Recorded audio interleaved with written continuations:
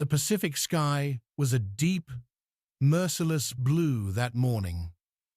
The kind of blue that looked calm, but only from the ground. Up there, above the scattered coral reefs and the dark lines of the jungle coast, the air trembled with the growl of engines. Engines that meant death or survival. Lieutenant James Jimmy Anderson gripped the control stick of his F4U Corsair, its massive gull wings slicing through the air like a falcon. Below him stretched the island of Rabaul, a fortress of the Japanese Empire. The year was 1944, and Rabaul had become a name whispered in ready rooms with the same weight as Stalingrad or Berlin. The Corsair was a monster in the sky, a brute of a plane with a 2,000-horsepower Pratt & Whitney engine and a fuselage that seemed to sneer at gravity itself. American pilots called it the Enforcer. The Japanese had other names for it, none flattering. They feared it. Anderson's squadron had been tasked with strafing Japanese airfields again.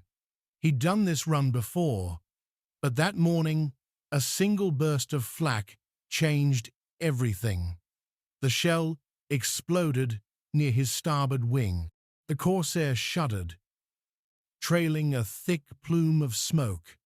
Anderson tried to climb, but the engine coughed, spat oil, and died. The aircraft became a gliding, falling beast, its engine windmilling in silence. He radioed in once, twice, no response.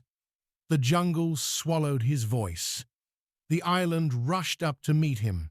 Anderson pulled every bit of instinct he had to guide the Corsair toward a narrow strip of open beach. The impact was violent. Metal screamed against sand. The canopy shattered and salt water surged through the cabin. But he survived. Barely. What he didn't know, not yet, was that he had just handed the Japanese something they had never dreamed they'd touch. Within hours, men in khaki uniforms were combing the wreck. They moved with both caution and awe. The plane lay broken, but not beyond study. Its dark navy paint still shimmered against the Pacific sun. Its wings, even battered, curved like a predator ready to pounce. For the first time in the war, Japanese engineers had an intact F4U Corsair in their hands, and as they circled the machine, murmuring, sketching, photographing, one of them whispered, "We have never seen anything like this." By 1944, Japan was bleeding in the Pacific, not yet defeated, but stretched, strained, cornered. Their Zero fighter, once the undisputed ruler of the sky, was now outmatched. The Corsair and the Hellcat had changed the balance of air power. In 1942, the A6M0 had terrified Allied pilots. It could outturn anything in the sky, climbing like a ghost, nimble, precise. But by mid-1943, the Zero had met its match, and worse, it had met its better. The F4U Corsair was faster, climbed higher, dove harder, and could take a beating the Zero couldn't. American pilots returned home with bullet holes in their planes and lived to tell the story. Japanese pilots rarely did. For the Imperial Japanese Navy's engineers and officers, this was more than a tactical issue. It was a national crisis. Their industry, strained by years of war, couldn't produce new aircraft that could match the Americans' technological leap. The Allies were producing Corsairs by the thousands. Japan, isolated, and resource-starved, struggled to match even a fraction of that number. Every new Allied plane shot down over the Pacific meant more than a victory. It was an opportunity, a chance to study, to adapt, to survive. So when word spread through Rabal's command posts that a Corsair had crashed intact on one of the outer beaches, it moved like a spark through dry grass. Commanders mobilized a recovery team. Engineers from Yokosuka were summoned.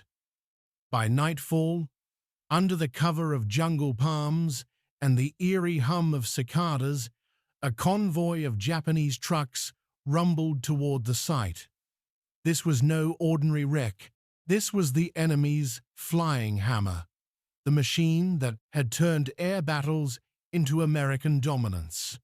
What the Japanese engineers didn't yet know was how much this machine would unsettle them. The Corsair wasn't just fast, it was sophisticated in ways that pushed the limits of what their wartime factories could produce, and the simple truth that their best minds would soon have to admit was that they were fighting not just men, but an industrial machine far larger than themselves. The race to understand the Corsair was a race against extinction. When the F4U Corsair first rolled out in 1940, it didn't look like anything else in the sky. The designers at Chance Vought had built a monster around a massive engine, the 2,000 horsepower Pratt & Whitney R 2800 double Wasp. It was so large that engineers had to bend the wings into a distinctive inverted gull shape just to keep the landing gear short and strong enough. The first Corsairs were temperamental beasts. They bounced on carrier decks, nosed over during landings, and scared even experienced pilots. But once pilots learned its ways, it became a weapon unlike any other. Its top speed exceeded 400 miles per hour. It climbed like a rocket. Its 6 .50 caliber Browning machine guns chewed through aircraft, bunkers, and even small ships. By 1943, Corsairs were prowling the skies over the Solomon Islands, New Guinea, and the Central Pacific. They escorted bombers, strafed Japanese positions, and broke up convoys. The Japanese called them whistling death because of the distinctive scream of the airflow over its air intakes during dives. Meanwhile, Japan's aviation industry was buckling under pressure. Their vaunted Zero fighter had been designed for range and agility, not survivability. It had no armor, no self-sealing fuel tanks. It was a knife in a gunfight. Japan's top engineers, men trained at Tokyo Imperial University and Naval Air Research Centers, were brilliant. But they were working with limited resources, outdated manufacturing, equipment, and dwindling materials. Aluminum was scarce, fuel was rationed, even rubber and ball bearings were in short supply. The Americans, on the other hand, were in full industrial overdrive. Factories in Connecticut, California, and Ohio ran day and night. By the time the Japanese captured their first intact Corsair, the U.S. had already built over 2,000 of them. The capture itself was a stroke of coincidence.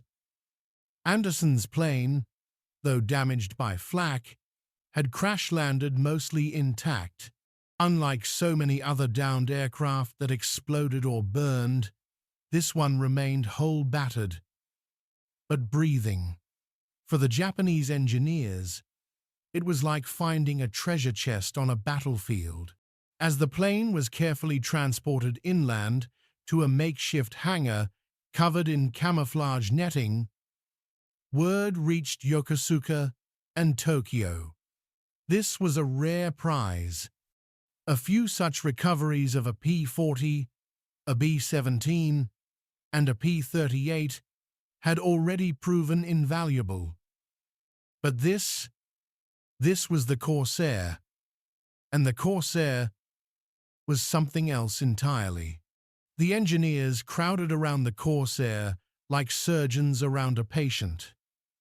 The first thing they noticed was the sheer size of the engine. It dwarfed anything they had on their own fighters. The R-2800 Double Wasp was a radial engine so powerful it could haul the Corsair to altitudes the zero. Then came the wings. That iconic gull shape wasn't just for looks. It allowed the designers to fit a massive propeller without making the landing gear dangerously tall. It was engineering elegance and brute force combined. The engineers ran their fingers along the rivets. American production quality stunned them. The seams were clean, the metal smooth, the parts standardized. Every piece looked interchangeable. In Japan's war factories, planes were often hand-fitted. No two Zeros were exactly alike. Then they opened the cockpit. It was like peering into the future. The instrument panel was packed with gauges and switches, but laid out logically. The radio equipment was powerful, far more advanced than the weak sets in most Japanese planes. The armor plating around the pilot's seat was thick, something Japanese fighters lacked almost entirely. And behind the seat, a self-sealing fuel tank, a technological edge that saved countless American pilots. One of the engineers, a man named Lieutenant Commander Takayuki Naito, scribbled in his notebook, "This aircraft is beyond our capacity to duplicate." It wasn't just the machine itself, it was what it represented, an enemy whose factories could build these monsters faster than Japan could shoot them down. Jimmy Anderson's crash landing didn't go unnoticed. He'd survived the impact, but the jungle was unforgiving. Within hours, a Japanese patrol found him half-conscious, his flight suit torn and soaked in salt water. He was captured and taken inland under armed guard. Meanwhile, the plane was secured. Under the sweltering Pacific heat, teams worked to salvage what they could. A crane truck lifted the fuselage, while mechanics drained the remaining fuel. They wrapped the plane in camouflage netting, aware that any American search aircraft overhead might be looking for their lost comrade. At Rabaul, the Corsair became a silent star of the war effort.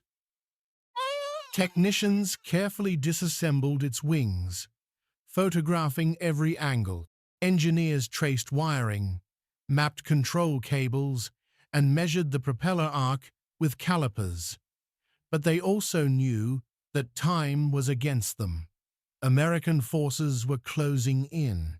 Air raids on Rabaul were relentless. Every hour they spent examining the Corsair was a gamble. To speed the work, they brought in a select group from the Yokosuka Naval Air Technical Arsenal, Japan's top aviation brains. These men, wearing pressed uniforms and round spectacles, circled the aircraft with the reverence of monks before a shrine. They tested the flaps. They examined the landing gear retraction system, which was far more robust than anything on the Zero. They ran their hands over the bullet-resistant glass. One of them tapped it gently and whispered, "Impossible." While the engineers studied, Anderson was interrogated. he revealed nothing of value. He sat in a bamboo hut, listening to the distant hum of trucks moving parts of his plane. He didn't know exactly what was happening out there, but he could imagine they'd do what anyone would do in war: learn from the enemy. By the third day, the Corsair was partly reassembled in a crude hangar under armed guard. Japanese pilots, curious and perhaps a little proud, came to look. Some climbed the ladder to the cockpit. Some laughed nervously. Others fell silent. What they didn't say out loud was what many of them felt. This was a better machine. Not a little better, a lot better. Lieutenant Commander Takayuki Naito wasn't just any engineer. He'd studied aeronautics before the war and had once dreamed of building Japan's next great fighter. But by 1944, reality was grim. He'd seen the bomb craters in Tokyo, the shortages, the broken supply chains. When he first touched the Corsair's cold metal, something shifted in him. It wasn't just admiration. It was a quiet dread. He spent nights inside the hangar, sketching diagrams by the light of a lantern. His notes filled page after page: engine layout, wing structure, control systems. The more he learned, the more he realized how far behind Japan had fallen. One night, as the jungle insects chirped outside, a young Japanese pilot named Ensign Hiroshi Sato approached. He was only 21. He'd flown Zeros over the Solomons. His best friend had been shot down by a Corsair near Bougainville. "Sir," Sato asked softly, "is it true what they say, that this plane can outrun anything we have?" Naito didn't look up. "Yes," he answered. Sato frowned. "Can we build one?" Naito's pencil stopped moving. "No." Sato laughed bitterly. "Then how do we fight it?" For a long time, Naito didn't reply. Then he said, "With courage, because we have no other choice." That single conversation captured the human weight of the moment. The Corsair wasn't just a machine. It was proof that industrial might, factories, materials, trained workers, and logistics was as decisive as bravery in the cockpit. Meanwhile, Jimmy Anderson sat in his bamboo hut, listening to rain hammer the roof. He thought about the Corsair too. He thought about the men who built it in Connecticut, the factory lines, the test pilots. He thought of the other Corsairs still flying out there, free, and he wondered if the Japanese would learn something from his misfortune that might cost American lives later. One guard, a young conscript who spoke a little English, once muttered, "Good plane. Strong." Anderson only nodded. "Yeah?" he whispered. "She is." In those small exchanges, in the quiet between air raids, two opposing worlds briefly understood each other. Both sides were trapped in a machine larger than themselves. The engineers finished their study of the Corsair in less than 2 weeks. Every detail they could record was packed up and sent by submarine to Yokosuka. But even as the documents crossed the Pacific, the war was already turning. By late 1944, Rabaul was surrounded. The Allies had bypassed the fortress, leaving it isolated. Air raids pounded the airfields day after day. Eventually, the Corsair itself, that captured revered machine, was destroyed in one of those raids. Burned to its ribs, under a hail of bombs, but the data lived on. In Yokosuka, Japanese engineers analyzed every drawing, every photo, every scribbled note from Naito's team. They compared the Corsair's construction with their own prototypes.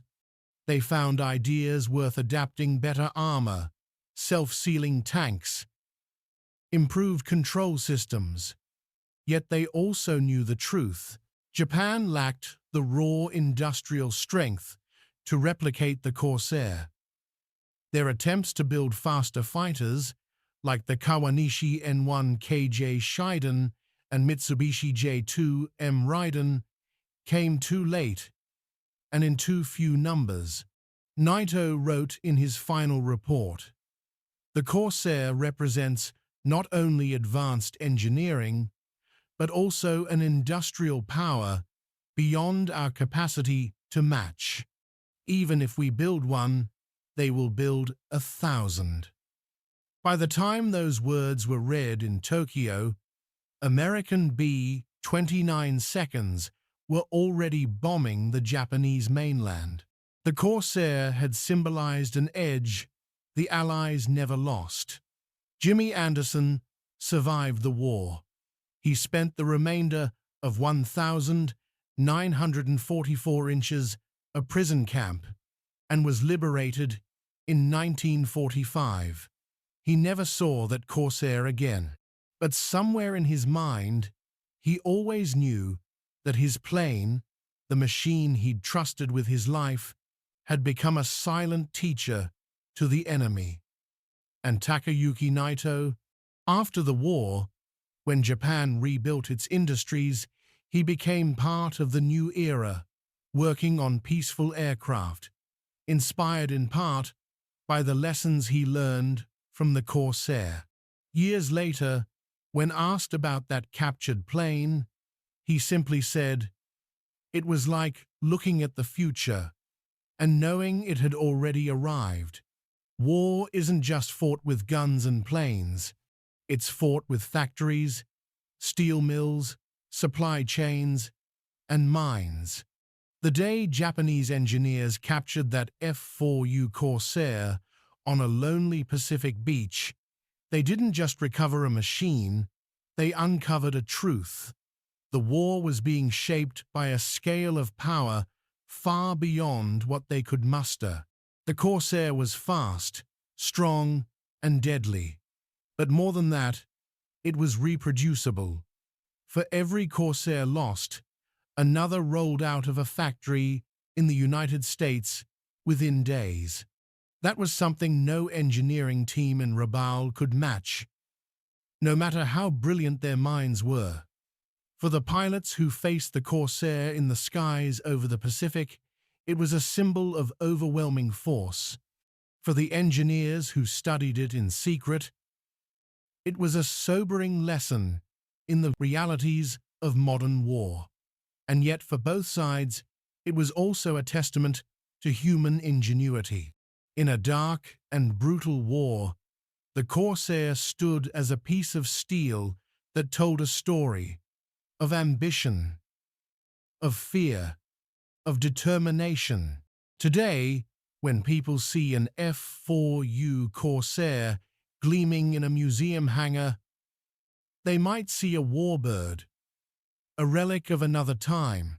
But on that humid day in 1944, to a group of Japanese engineers standing in a jungle hangar, it was a glimpse into a future they couldn't stop. "We have never seen anything like this." Those words weren't just about a plane. They were about a world shifting in real time, one wing at a time.